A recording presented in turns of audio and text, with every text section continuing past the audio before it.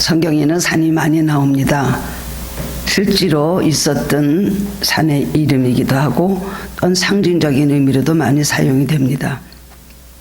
산은 여러 가지 의미를 나타내고 있습니다. 산의 의미는 여러 가지가 있는데 첫 번째로는 산은 하나님을 나타내는 것입니다. 시편 121편 1절에 보면 내가 산을 향하여 눈을 들리라 나의 도움이 어디서 올까? 라는 말씀이 있는데 여기서 산은 하나님을 의미하는 것입니다. 또한 두 번째로 산은 능력을 상징하는 것으로 표현되어 있는데 예를 들어 산과 같은 믿음이라고 할 때는 요동하지 않는 반석과 같은 강한 믿음을 말할 때 산과 같은 믿음이라고 그렇게 표현을 합니다. 또한 세 번째로 이 산이 표현하고 있는 의미는 해결할 수 없는 여러 가지 난관, 시련, 문제를 가리켜서 산이라고 그렇게 말을 합니다. 자신의 힘으로는 어떻게 할 수 없는 시련이나 고난, 이것을 보고 산이 앞을 가로막고 있다 이렇게 표현을 하고 있습니다.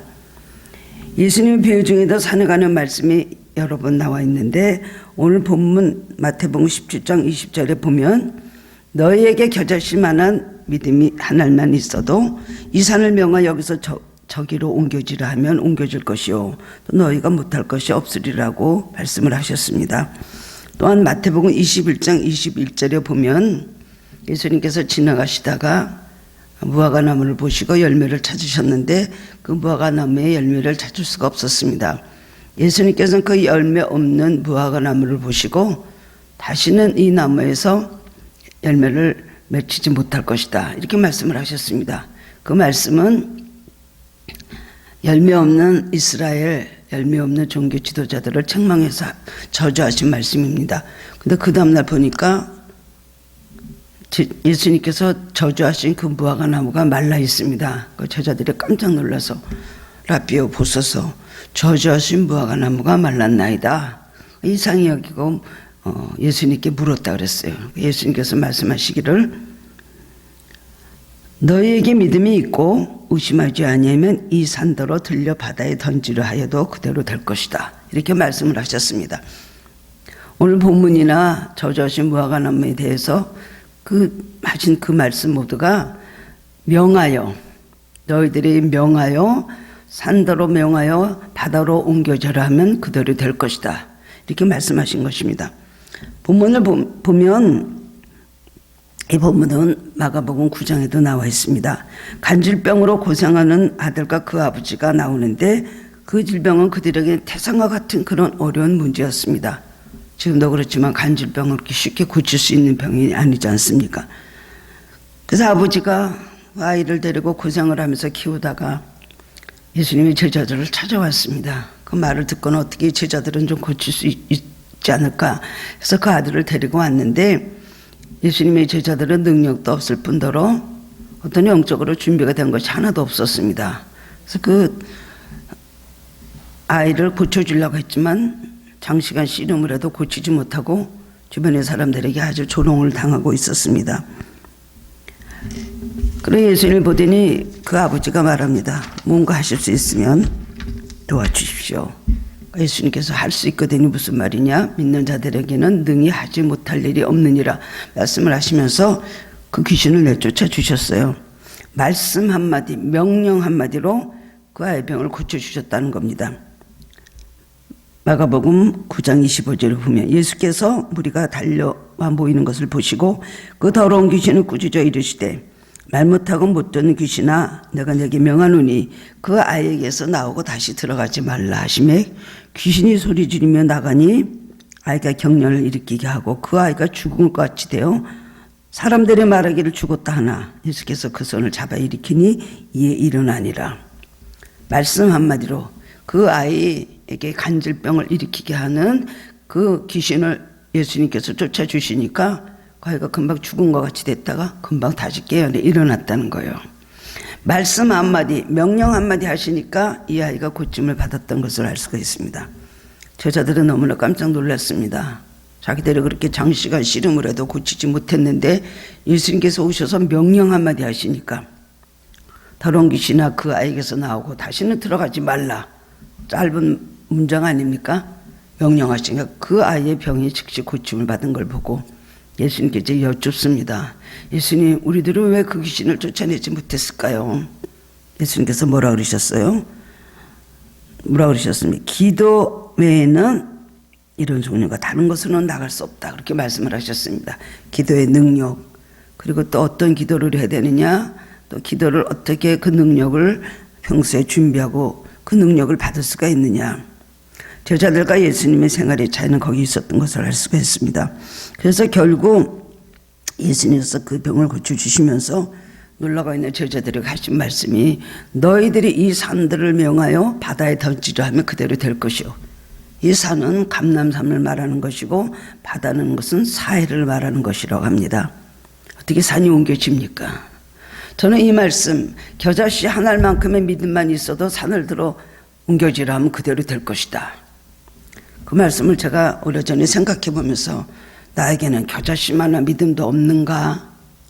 왜 하필이면 수많은 씨들이 있는데 겨자 씨앗을 두고 예수님께서 비유로 말씀을 하셨을까? 뭐 큰 씨들 많이 있지 않습니까? 해바라기 씨도 크다고 볼 수 있고요. 뭐 큽니다. 겨자 씨는 제가 봤는데 눈에 보이지도 않을 정도의 점도 안 되는 그런 작은 것이 겨자 씨 씨앗이더라고요. 그런데 이 겨자 씨가 심으면 얼마나 성장하는 속도도 빠르고 얼마나 크게 자라는지, 보이지도 않은 점 같은 겨자씨가 다 크면 3m, 4m가 되어서 그 다음에 큰 나무가 되고 나물보다, 다른 그런 채소보다 커진다는 거죠. 식물보다. 그 다음에는 공중의 새들이 와서 깃든다. 예수님께서 마태복음 13장에서 겨자씨에 비유돼서 그렇게 말씀을 하셨습니다. 왜 다른 씨앗을 얘기하지 않고 겨자씨를 얘기하셨을까? 겨자씨는 아주 작은 믿음인데, 그리고 이 겨자씨만한 믿음도 우리에게는 없는가? 우리 믿음이 그렇게 연약한가? 내 믿음이 그렇게 보잘것이 없는가? 그것을 제가 깊이 생각한 적이 있었습니다. 왜 예수님이 겨자씨라고 하셨을까? 다른 씨앗도 많은데 겨자씨라는 것은 아주 눈에 보이지도 않는 적은 씨앗입니다. 그런데 그 안에 뭐가 있습니까? 생명력이 있습니다. 자랄 수 있으며 무성해지고, 그 다음엔 큰 나무가 될 수 있고, 그 다음에 겨자씨가 커지면 공중의 새들이 와서 그 그늘에 와서 깃들이고 쉰다는 거예요. 뭘 말합니까? 그만큼 믿음이란 것은 확실하게 믿는다면, 분명하다면은 놀라운 생명력이 있고 역사가 나타나는 것을 말씀해 주시는 거구나. 저는 그렇게 깨달았습니다. 겨자씨만한 것.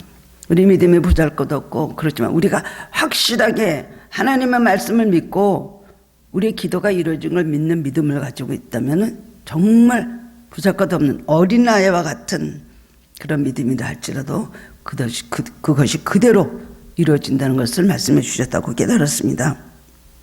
예수님께서 오늘 말씀, 마태복음 17장, 마태복음 또 21장에 있는 말씀, 오늘 주신 이 말씀을 통하여서는 우리에게 뭐를 가르쳐 주시려고 하시는 걸까요? 예수님의 많은 기도에 대해서 우리들에게 말씀을 해주셨습니다. 이런 기도 저런 기도, 누가복음에는 기도에 대한 얘기가 참으로 많이 나옵니다. 주기도문으로부터 시작하여 강청하는 기도, 낙심치 않는 기도, 뭐 여러 가지 기도가 많이 나오잖아요. 금식 기도 많이 설명을 해주셨는데, 오늘의 이 말씀은 뭐예요? 믿음으로 명령하는 기도. 믿음으로 명령하는 기도는 이렇게 능력이 있다는 것을 말씀해 주신 겁니다. 오늘 이 말씀을 가지고 우리가 낙심하고 또한 해결할 수 없는 산 같은 문제들이 우리를 가로막고 있는 경우가 얼마나 많이 있습니까? 우리는 그 산 앞에서 저 산이 어떻게 움직여질까? 저 산이 어떻게 사라질까? 이 앞을 가로막고 있는 길보다 더 큰 산, 우리는 길을 따라 좁은 길로 걸어가는데 길보다 훨씬 큰 산이 앞을 떡 버티고 있습니다. 인생의 난관이나 시련을 만날 때 우리는 어떻게 해야 되는가? 여러분, 오늘 말씀을 통해서 깨달음을 얻고 함께 은혜를 나누는 시간이 되기를 원합니다.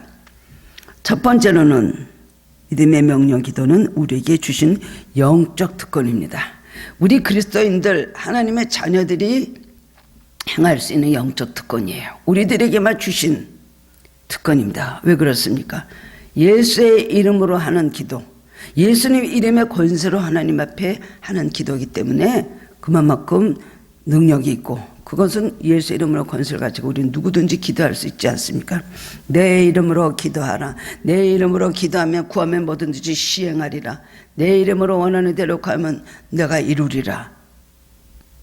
우리의 능력이나 우리의 인간적인 힘이 아니라 예수님 이름의 권세를 가지고 기도하기 때문에 우리에겐 그런 영적 특권을 우리에게 주셨다는 겁니다. 믿지 않는 사람들, 그 다음에 세상 사람들, 이런 사람들은 예수님의 이름을 믿지도 않고 그들에게는 예수님 이름이 없습니다. 우리가 성령의 사람들은 어떤 사람이에요? 예수님의 이름이 있는 사람들입니다. 우리가 예수를 믿을 때 우리 이마에 성령의 인을 쳐주시죠. 성령이 우리 안에 내주하시죠. 예수님 이름이 우리에게 있는 것입니다. 그렇기 때문에 너희는 내 이름으로 구하라. 무엇이든지 구하면 내가 이루리라 말씀을 해주셨습니다. 우리가 하나님 뜻을 이루기 위해서 믿음의 기도로 담대하게 명령할 수 있을 때 그것이 인간의 능력이 아니라 예수님의 이름의 능력과 권세를 가지고 기도하기 때문에 놀라운 능력이 나갔다는 것을 말씀해 주고 있는 것입니다. 그렇기 때문에 이 명령의 기도는 하나님께서 우리에게 세상을 살 때 세상을 이기라고 우리에게 주신 또한 무기요 영적 특권이라고 할 수가 있습니다. 모세가 애굽의 군대 앞에서 명령할 때 애굽의 군대와 권력이 알 수 없는 놀라운 기적이 일어난 것을 성경에서 볼 수가 있습니다. 모세는 지팡이 하나 가지고 이 사역을 감당을 하였습니다. 호렙산에서 받은 지팡이 하나 가지고 그 지팡이를 손에 놓지 않고 항상 지팡이를 붙잡고 다녔습니다.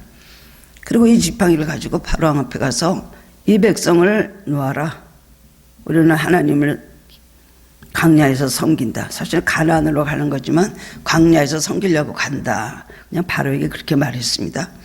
바로는 처음에는 그 말을 듣고 끄떡도 안 하죠.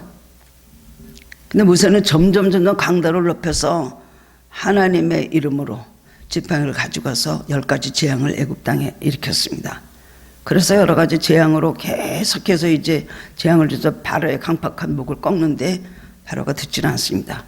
시간이 한참 겪고 그가 많은 피해를 본 다음에 마지막으로 장자재앙으로 쳤을 때 처음 난 것은 다 죽었죠. 애굽 땅에 처음 난 것은 바로의 맏아들까지도 죽었다는 것입니다. 바로가 두 손을 들고 지겹다 빨리 가라 빨리 가라.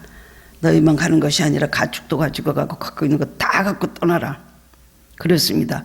그래서 하나님의 놀라운 역사가 일어남으로 인하여 그들이 신이 나가지고 애굽 땅을 떠나서 나왔습니다. 근데 한참 가다 보니까 앞에 뭐가 있어요? 홍해가 딱 가로막고 있는 것입니다. 뒤에는 뭐가 있어요? 뒤에는 애굽 군사가 따라옵니다. 바로가 마음이 변화해서 아까우니까 다시 또 붙잡으려고 군사들을 보냈습니다. 앞에는 홍해요, 뒤에는 애굽 군사요. 이거 보고 진퇴양난이라 그러죠. 그래도 살다가 이런 경우가 참 많이 있습니다. 앞으로 나가야 되는데 못 나갑니다. 홍해가 있습니다. 바다를 어떻게 건넙니까? 수영을 해서 건너요. 배를 타고 건너요. 뒤에는 애굽 군사가 막 너무나 빠른 속도로 따라오고 있습니다. 중간에서 얼마나 우리는 절망을 하고 그야말로 비명을 지를 때가 많이 있습니까? 이스라엘 백성들은 그 순간에 당장 한 일이 모세를 원망한 일이었습니다. 애굽 땅에 외장지가 없어서 우리를 끌어내서 이렇게 죽이려고 여기까지 끌어냈느냐. 결국 죽는 일밖에 남은 게 없잖아. 그러면서 왜 우리가 애굽에서 그냥 바로의 종으로 살겠다 그러는데 왜 이렇게 우리를 끌어내 갖고서는 여기까지 와서 우리를 죽이느냐. 모세도 두려워했습니다. 그리고 하나님 앞에 막 부르짖습니다. 그럴 때 하나님께서 뭐라 그러셨어요? 너는 부르짖지만 말고 손에 지팡이를 든 손을 들어서 홍해를 가리켜라. 바다를 가리켜라. 말씀을 하셨어요. 그래서 모세가 주저주저 하다가 부르짖다가 그 다음에 지팡이를 드는 손을 높이 들어서 내어밀고 홍해를 가르쳤을 때 홍해가 갈라지기 시작을 했습니다. 하나님께서 동풍을 막 일으켜서 바람을 지금으로 말하면 해일이죠. 해일이 일어나면서 홍해가 갈라지고 그들은 육지같이 건넜다 그랬어요. 그 다음에 따라오던 애국 군사는 다시 물이 다 쓰나미 같이 오니까 그 다음에 홍해에 다 수장이 되었던 것입니다. 모세의 손이 능력이 있고 모세의 그들은 지팡이가 능력 있는 것이 아니죠. 바로 그것을 뭐랍니까? 하나님의 권능을 의지했기 때문에 놀라운 역사가 일어났다는 것입니다. 우리에게 하나님께서 주신 영적 특권, 예수님 이름의 권세, 그 권세를 가지고 명령할 때 우리는 아무 능력이 없지만 하나님께서 그 이름을 우리에게 주셨고 우리는 그 이름을 가지고 예수님 이름으로 기도하기 때문에 하나님의 능력이 우리에게 오므로 인해 우리가 명령할 때 사탄의 모든 세력을 꺾을 수가 있다는 것입니다. 구약성경에 보면 수많은 선지자들이 바로 그런 기적을 일으켰습니다. 자기 힘이 아닙니다. 엘리야나 엘리사, 그는 성정이 우리와 똑같은 사람이런데 그가 기도한 즉 하늘에 비를 주고 그가 기도한 즉 다 열매를 내었다 그랬어요. 야고보서 5장에 보면 성정이 우리하고 똑같은 사람입니다.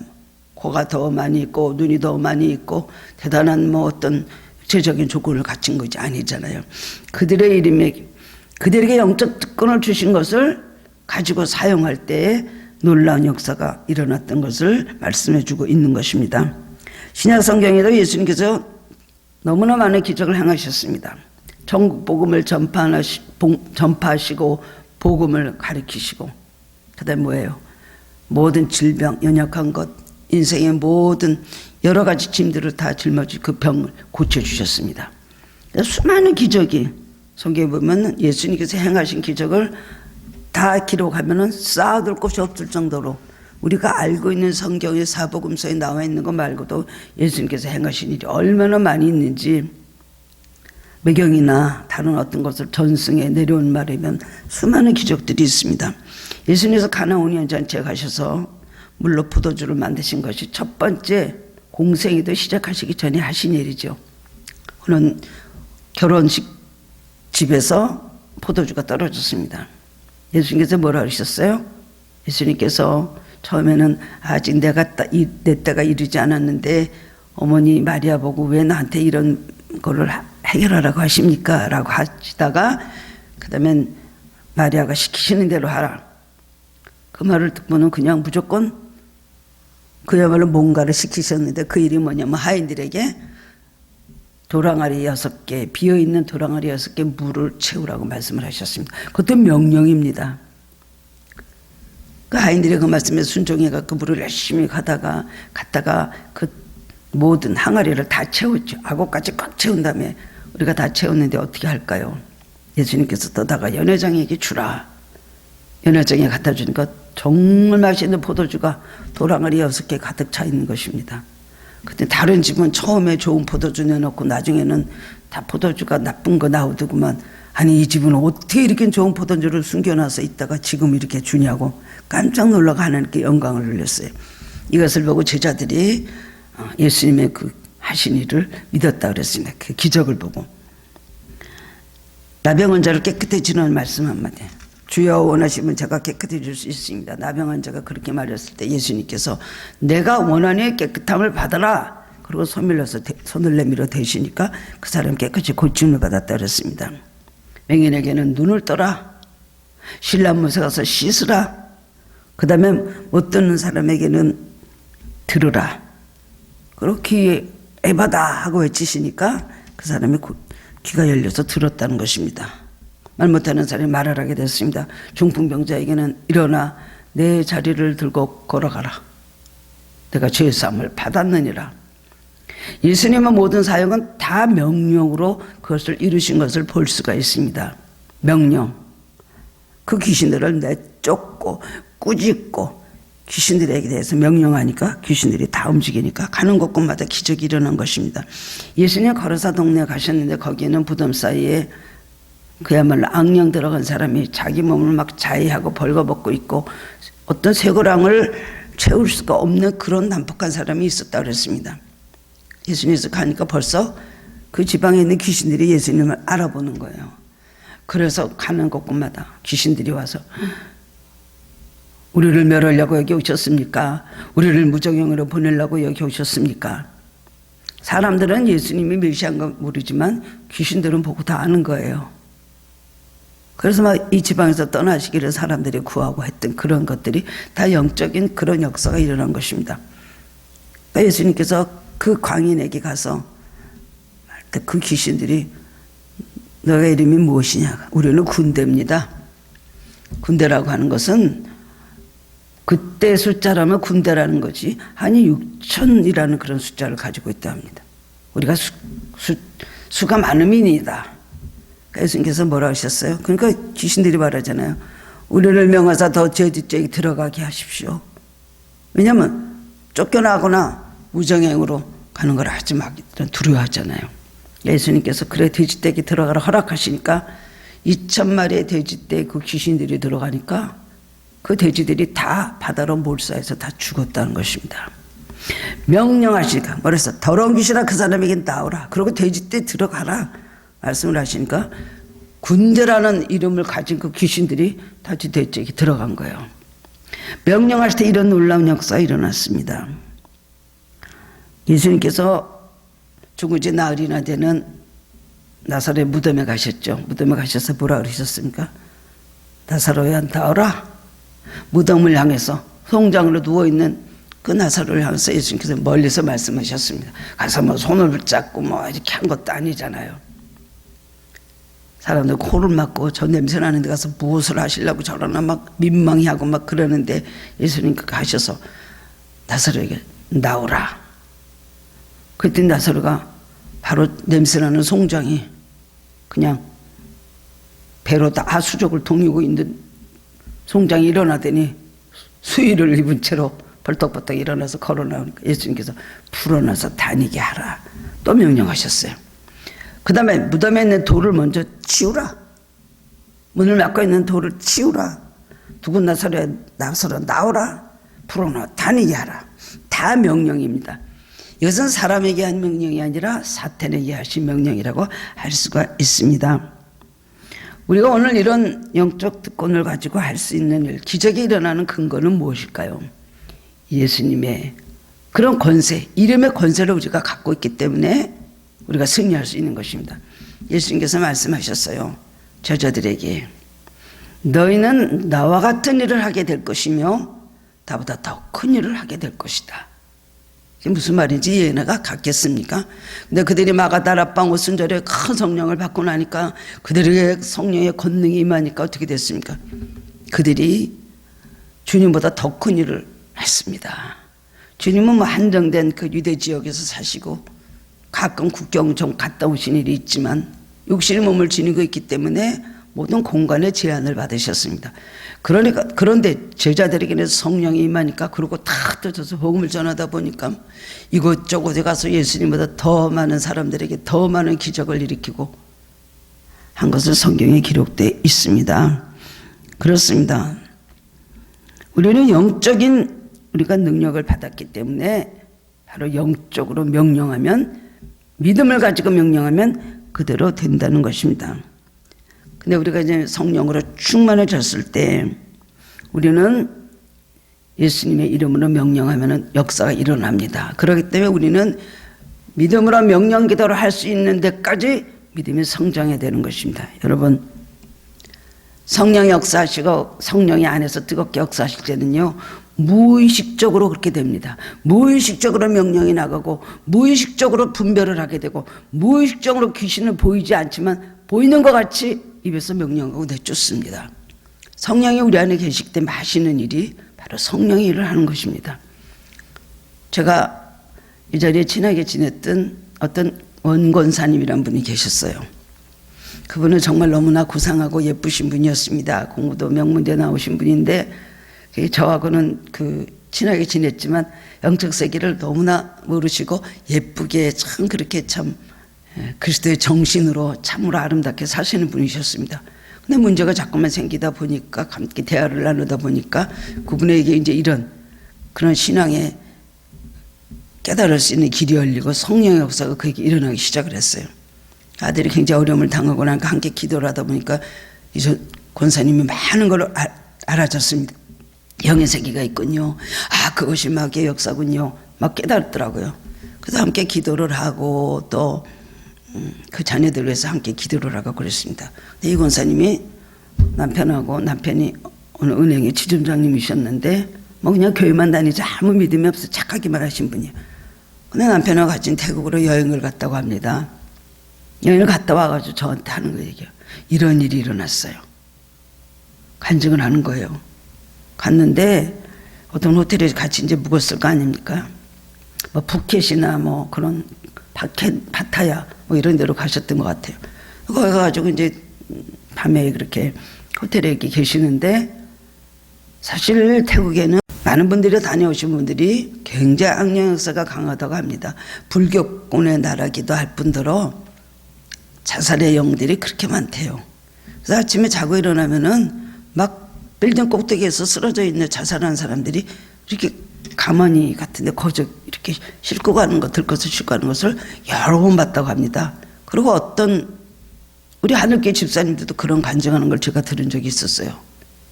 처음에 우리 하늘교 오셨을 때 태국에 갔는데 밖에서 막 그냥 부르는 것 같더래. 뭐가 뛰어내려 여기는 잔디밭이다. 뛰어내리면 사뿐히 내릴 수가 있어. 그분은 그때 신앙이 없고 그저 그럴 때였는데, 그래서 자살에 굉장히 유혹을 많이 받았대요.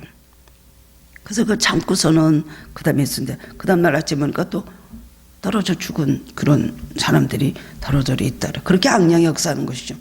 근데 이 권사님이 호텔에 가서 자는데 이 성령이 강하고 막 하나님을 사모하는 마음, 그냥 너무나 예수님 안에서 하루하루가 즐겁고 막 새로운 걸 깨달아가는 그런 단계에 있었어요.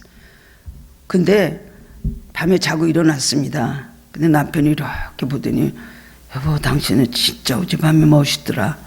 왜요? 무슨 대장같이 말이야 서가지고 막 손가락으로 벽을 향하면서 예수님으로 명하는 사탄을 물러가라. 또 모르고 이쪽 가서 또 조금 자다가 일어나서는 이쪽 벽에 가서는 또 손가락질하면서 예수님 명하느니 사탄을 물러가라 막 이러면서 몇 번을 그랬다는 거예요. 그 남편은 야 멋있다 이렇게 느끼면서 참 좋게 봐줬던 것이 은혜인 것 같습니다. 자기도 모르게 무의식적으로 그렇게 되는 거예요. 우리가 믿음의 명령 기도를 할 수 있을 만큼 우리 신앙에 성장하는 것은 참으로 은혜입니다. 그렇게 되기를 기도해야 됩니다. 마귀를 보고 내쫓을 수 있는, 명령할 수 있는 능력이 나간다는 것은 그 사람의 신앙이 그렇게 성장했다는 거예요. 무의식 중에 자다가도 우리는 그렇게 할 수가 있고, 자다가도 우리는 명령 기도를 할 수가 있는 것입니다. 그런 체험하지 않습니까?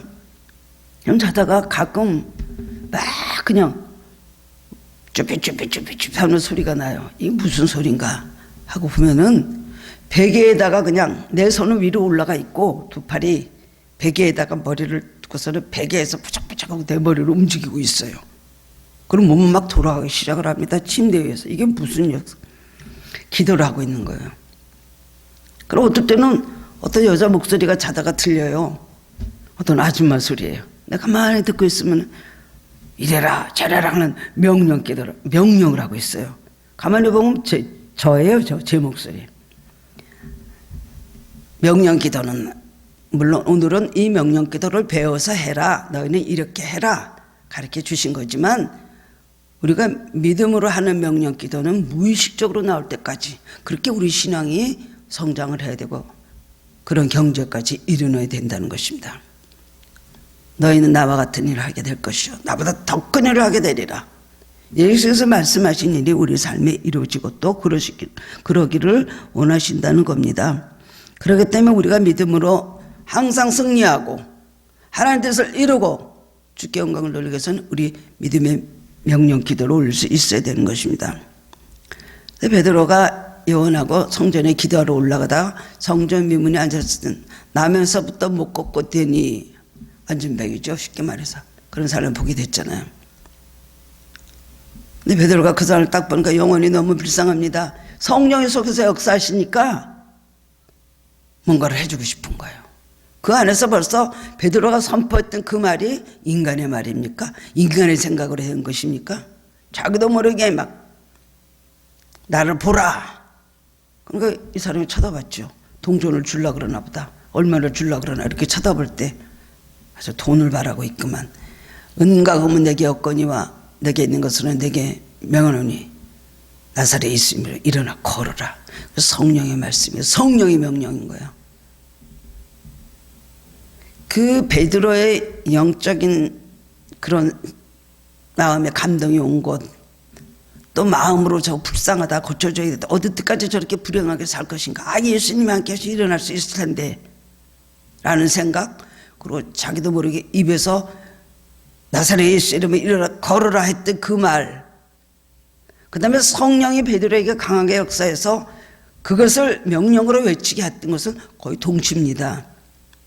성령의 역사는 우리 영과 우리 혼과 우리 모든 육신을 통해서 성령이 갑자기 역사를 하시는 거예요. 작동을 하기 시작하면은 거의 동시입니다. 그렇습니다. 그러니까 그 사람이 일어나 걸었잖아요. 막 걷기도 하고 뛰기도 하고. 40년 이상이나 한 번도 못 걸었던 사람이, 선천적인 완전히 중증 장애인이 성전에 들어가서 막 뛰기도 하고 걷기도 하고 하나님을 막 찬양을 했다 그러죠. 이 사람 때문에 예수 믿은 사람이 얼마나 많았습니까? 하루아침에 그 사람 때문에 5천 명이 행각에 모여갖고 초대 예루살렘 교회는 엄청난 부흥을 이뤘다는 것입니다. 하나님 뜻이죠. 예루살렘 교회는 1년 안에 10,000명이 넘는 숫자가 모였대요. 이런 역사가 일어나는 건 믿음의 명령 기도로 그렇게 된 것입니다. 베드로도 일어나서 좀 겉으로 기도해 보십시다 이러지 않았잖아요. 일어나 걸으라 명령하니까 그대로 그 사람이 발목까지 다 붙어가지고 꼼짝도 못했던 사람이 완전히 일어나서 걷게 됐다는 것입니다. 바울이 빌립보에서 귀신 들린 박수 엘리마를 거짓말을 할 때, 책망을 하고 명령할 때 한동안 성경에 대해서 아무것도 보지 못했습니다.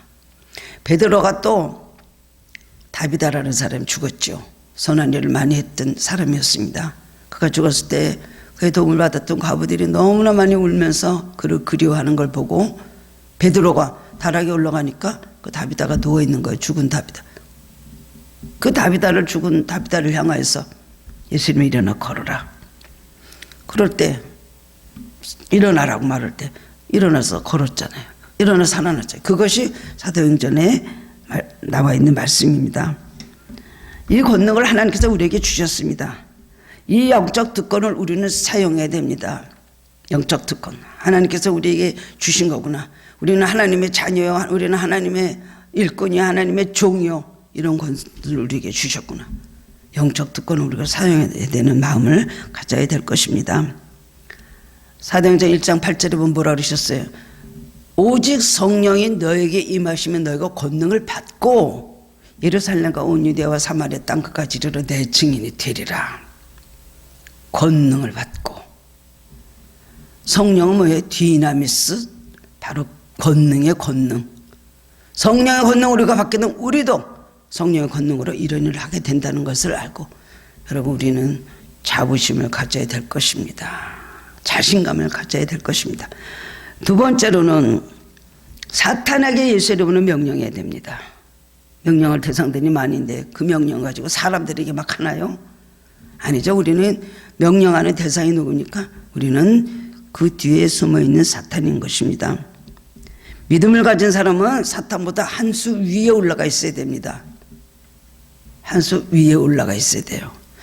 동동하게 있는 것도 아니고 밑에 눌려 있는 것도 아니고, 우리가 믿음을 가진 사람은 사탄보다 위에서 그야말로 기승제압을 하고 그 다음에는 사탄을 누르라고 말씀을 하셨습니다. 사탄에게 명령할 수 있는 능력과 사탄을 결박하는 권세를 주셨습니다. 그러므로 우리는 더 이상 사탄 앞에 주저할 필요가 없습니다. 사탄을 결박하는 권세를 주셨어요. 땅에서 매면 하늘에서 매이고 땅에서 풀면 하늘에서 풀리리라. 사탄을 막, 우리는 이 모든 것을 매고 푸는 권세를 우리에게 허락해 주셨다는 겁니다. 하늘에게 주셨기 때문에 우리는 그것을 땅에서 매고 푸는 일을 해야 되는 것입니다. 그것이 바로 우리가 믿음으로 명령하는 것입니다.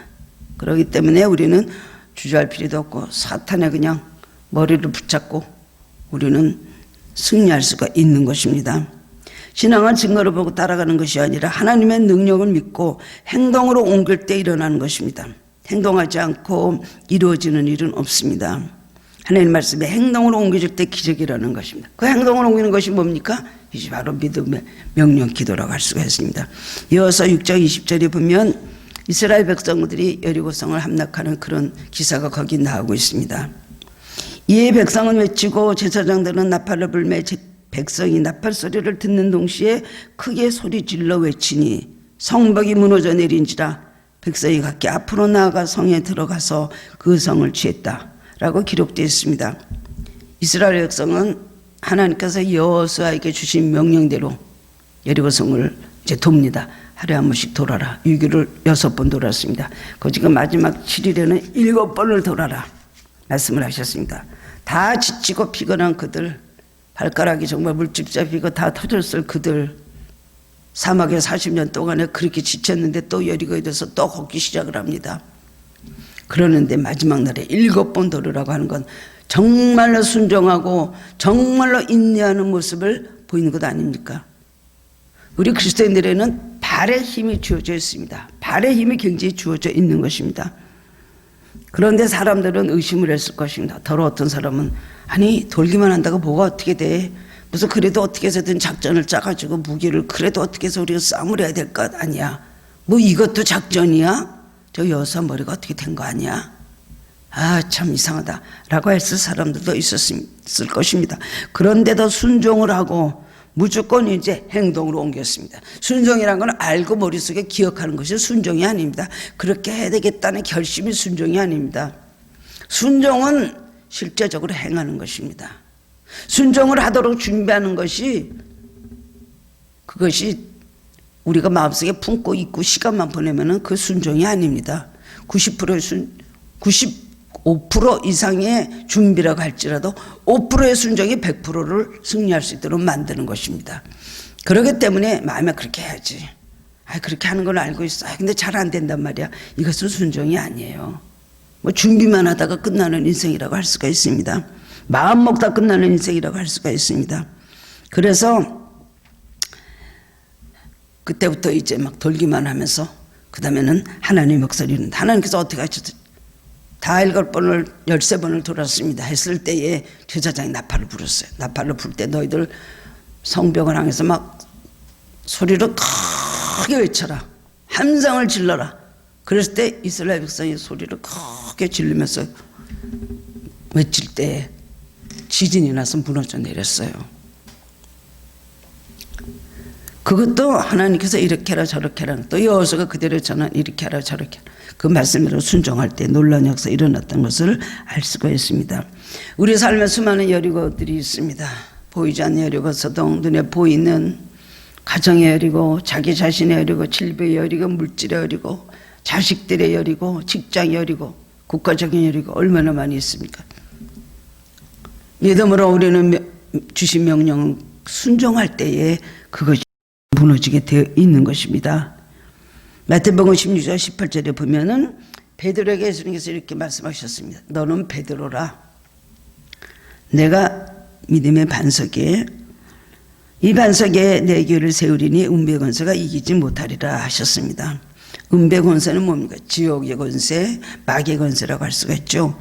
이기지 못하리라. 교회는 뭡니까? 건물을 말합니까? 몇 평의 어떤 건물을 가지고 있는 건물에는 건물 자체가 능력 있는 것이 아닙니다. 그 안에 계신 하나님, 그 안에는 성도들 때문에 교회라는 것은 존재하는 것입니다. 성도들이 여러 가지 핍박과 많은 어려움을 겪지만 교회 안에서 한마음 돼서 열심히 깨어서 기도할 때에 악한 용기를 꾸며도 하나님의 택한 백성을 넘어뜨리기나 이길 수 없는 것입니다. 어떤 사람이 아주 어떤 이유로 예수 믿는 사람을 너무너무 싫어하고 그래서 아주 교회 갖다 불을 질러버려야 되겠다. 교회 저녁마다 와갖고 몇 사람이 모여서 막 찬양 부르고 가는데 너무너무 시끄럽거든요. 서교를 갖다가 이제 갖다 뿌리고 내가 불을 질러버려야 되겠다. 이 사람은 아주 흉악한 그런 정가가 있는 그런 아주 그냥 폭력범이었습니다. 근데 가가지고 그걸 들고 가서 갖다 뿌리고서는 불을 지르려고 했대요. 근데 갑자기 가는데 갑자기 그 안에서 자기가 불을 지르기 전에 불이 막 나오더라는 겁니다. 이 사람이 들고 가서 불을 지르려는데 그때 기도하시는 분들은 조용히 앉아서 기도하고 있었다고 합니다. 서너 명이. 그랬는데 이 사람이 들어가는데 갑자기 들어가는데 갑자기 열기를 느끼면서 안에서 불이 확 나오더라는 거예요. 내가 여기 불 났구나. 걸어만 날 살려라고 도망을 나왔다는 거예요. 그래서 그날 그 석유를 갖다가 뿌리고서 불 질러러 갔던 그 사람은 숲으로 돌아가고 나중에는 이 사람은 예수를 믿게 되었습니다. 은배건자가 이기지 못하리라. 기도하는 사람들이 있는 교회, 한마음 돼서 기도하는 교회는 절대로 마귀 권세가 해치지 못하게 그렇게 되는 것입니다. 믿음이라는 것은 능동적인 신앙이 있고 수동적인 신앙이 있습니다. 능동적인 신앙은 사탄보다 위에 있어서 사탄을 명령하고 사탄을 누르고 사탄을 내쫓는 것입니다. 그런데 수동적인 거는 그냥 눈치만 보고 주저주저 하고 있는 신앙. 여러분, 권태에서는 가장 효과적인 작전은 공격이라는 겁니다. 공격. 맨날 방어만 하고 있어서 되겠습니까? 마귀가 움직여서 한번 치면 그때 가서 어떻게 그러지 말어. 그 다음에 예수 이름으로 나가라 해봤자입니다. 먼저 사탄을 누르고 명령해서 사탄을 내쫓아야 된다는 것입니다. 공격할 수 있는 신앙, 이것이 바로 명령하는 신앙이라는 것입니다. 우리가 담대한 신앙을 가지고 사탄을 물리치고 나가기를 하나님 원하십니다. 후퇴하지 말고, 그 다음에는 사탄에게 양보하지 말고, 사탄과 어떤 타협을 하려고 하지 말고, 그 다음엔 사탄을 대적해서 싸워야 되는 것입니다. 근신하라 깨어라 나의 대장 마귀가 우는 사자 가듯 다니며 두루 삼킨 자를 찾나니. 베드로전서 5장 8절에 말씀을 해주셨습니다. 그렇습니다. 우리는 사탄에게 양보하고 사탄을 두려워하고 그 다음에 그야말로 사탄과 한번 섞여서 그저 사이좋게 사는 삶이 아니라 사탄을 내쫓고 사탄을 명령을 해서 예수님의 이름으로 우리는 승리하고 사탄은 내쫓고 패배시키는 것입니다. 마틴 루터 목사는 이렇게 말했습니다. 교회는 군대와 같다. 구세군도 그런 말을 하죠. 군대란 어둠의 세력인 사탄과 싸우는 능력이라면 주님의 군대를 가리키는 겁니다. 그냥 군대입니까? 그냥 군대가 아니죠. 주님의 몸된 교회는 언제나 주님 오시는 그날까지 악령의 세력에 대적해서 싸워서 반드시 이겨야 되는 것이고, 그런 힘을 우리들이 허락해 주셨습니다. 사탄을 결박하는 권세. 우리가 저주를 끊는 것도 어떻게 끊습니까? 우리가 예수님의 이름으로 그 모든 결박을 끊는 것이 저주를 끊는 것이 아닙니까? 그렇기 때문에 우리는 십자가 군병입니다. 지금 어느 때입니까? 많은 사람들이 어린애와 같이 예쁘고 착하고 멋있게 수준 있게 믿으려고 하는 분들이 많이 있습니다. 방언하는 사람 싫어. 무식하게 침 튀기면서 알지 못하는 소리를 럴럴럴럴 하는 거야. 어떤 사람은 왜 이렇게 소리를 지르는 거야. 어떤 사람은 뭐 때문에 저렇게 기도에 완전히 집착해서 맹신같이 구는 거야. 기도를 해도 자기가 원하는 스타일로 참 멋있게 하려는 그런 사람들이 있고, 미사역을 통하여 아주 예쁘게 그냥 가슴에 손을 얹고 손을 모으고 이렇게, 물론 그런 자세 자체가 나쁘다는 것은 아니지만은 우리는 그런 해이한 태도를 이제 버려야 됩니다. 지금 이 시대가 어떤 시대입니까? 그렇게 믿던 사람들도 하나님께서 기도의 복병으로 사용하실 때는 다 흔들어 놓으십니다. 그래갖고 완전히 예쁘게 앉아서 미사역이나 쓰고 그렇게 얌전하게 믿는 게 아니에요. 우리가 새우지만은 고래를 만들어 주시는 거 아닙니까? 고래가 새우냥 하고 있어서 되겠어요? 우리는 십자가 군병입니다. 하나님 나라를 지키고 하나님의 종들을 지키는 십자가 군병인 걸 우리를 알아야 되는 것입니다. 그래서 세 번째로는 믿음으로 명령 기도를 해야 된다는 것입니다. 믿음으로 드리는 기도는 완전히 이루어 주신다는 걸 반드시 그것을 믿고 우리가 역사해 주시는 하나님의 말씀인 걸 믿어야 되는 것입니다. 아무리 감당하기 어려운 힘든 시험이라 할지라도 담대하게 명령으로 물리칠 때 기적이 일어납니다. 예수님의 십자가, 예수님의 보혈, 예수님의 이름, 이 세 가지를 가지고 기도할 때 반드시 승리가 찾아오는 것입니다. 예수님이 십자가상에서 십자가에서 죽으실 때 흘리신 보혈, 그 피를 흘리고 하나님의 아들이신 메시아가 십자가에서 마지막 숨을 거둘 때 마귀는 그 자리에서 완전히 패배하였습니다. 그렇게 메시아가 그렇게 비참하게 맥없이 죽을 줄은 몰랐거든요.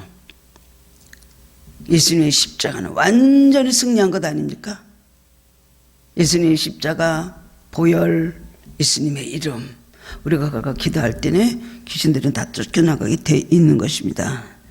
기도에는 우리가 호소하는 기도, 아뢰는 기도, 간구하는 기도, 애원하는 기도, 탄원하는 기도, 그 다음에는 중언부언하는 기도, 넋두려하는 기도, 비관하는 기도 많이 있죠. 가장 능력 있는 기도는 뭡니까?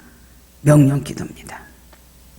기도 응답도 가장 빠른 것이 명령 기도라고 할 수가 있습니다. 지금 영적 전쟁이 치열한 시대를 살고 있습니다. 사망의 음침한 골짜기를 피하려도 피할 수 없는 과정을 우리는 걸어가고 있습니다. 어떻게 승리할 수 있을까요? 우리는 예수님의 이름으로 명령하여서 담대하게 싸움에 나갈 때 사탄은 쫓겨나가고 우리는 승리하게 되어 있는 것입니다. 믿음의 명령 기도로 묶어있는 모든 결박을 끊어내고, 그리고 나의 자신뿐만 아니라 모든 다른 사람을 자유케 하는 승리의 성도님들 되시기를 주님의 이름으로 축원합니다. 사랑의 주님 은혜를 감사드립니다. 오늘도 기도에 대해서 저희들이 말씀을 배우며 다시 한번 은혜 받고 결단하게 하시니 감사드립니다. 우리는 겪고 있는 수많은 이 모든 환경의 모든 지배를 받고 있는 문제들, 우리의 모든 시련과 난관을 볼 때 낙심하게 되고 불안하고 그리고 두려워하고 좌절할 때가 얼마나 많이 있는지 모릅니다. 주님, 알면서도 늘 마음에 연약해지고 우울해지고 낙심하게 되는 건 어떻게 할 수가 없는데, 오늘 주님께서 저희들에게 이런 비결을 가르쳐 주시니 감사합니다. 우리는 이겨놓고 싸우는 사람들입니다. 싸워서 이기는 사람들이 아닙니다. 우리들에게 승리가 주어졌다는 것을 우리들이 믿으며 오늘도 일어나서 사탄을 두려워하지 말고 명령 기도하면서 사탄을 내쫓을 수 있는 능력을 허락하여 주시기를 원합니다. 너희는 나보다 더 큰 일을 하게 될 것이라고 말씀을 하셨습니다. 오늘 먼저 성령으로 충만하게 해주시고 강한 믿음을 허락해 주셔서 흔들리지 않게 하시고 문제 앞에서 정면으로 맞서서 예수님 이름의 권세를 가지고 기도함으로 승리하는 우리들 될 수 있도록 도와주시길 원합니다. 주님, 명령 기도할 때 기적이 일어난다고 하셨사오니 우리에게 주시는 영적 능력을 우리가 낭비하지 말고 그것을 삶에서 활용하여서 매일매일 승리하는 우리를 되게 하여 주시길 원합니다. 바람을 꾸짖으시니 바람이 잠잠해졌습니다. 출렁이는 물결을 꾸짖으시니 바다가 고해졌습니다. 우리 삶에도 수많은 바람과 수많은 출렁거리는 이 물결들을 예수님으로 명령함으로 늘 하나님 평안하고 복된 삶을 하나님 열어가며 살 수 있도록 담대함과 믿음을 허락하여 주옵소서. 입술의 권세를 주셨습니다. 성령의 사람들이라는 것을 가지고 자부심을 가지고 하나님 승리하는 하나님의 사람들 되게 하여 주옵소서. 감사드리옵고 예수 그리스도의 이름으로 기도드리옵나이다. 아멘.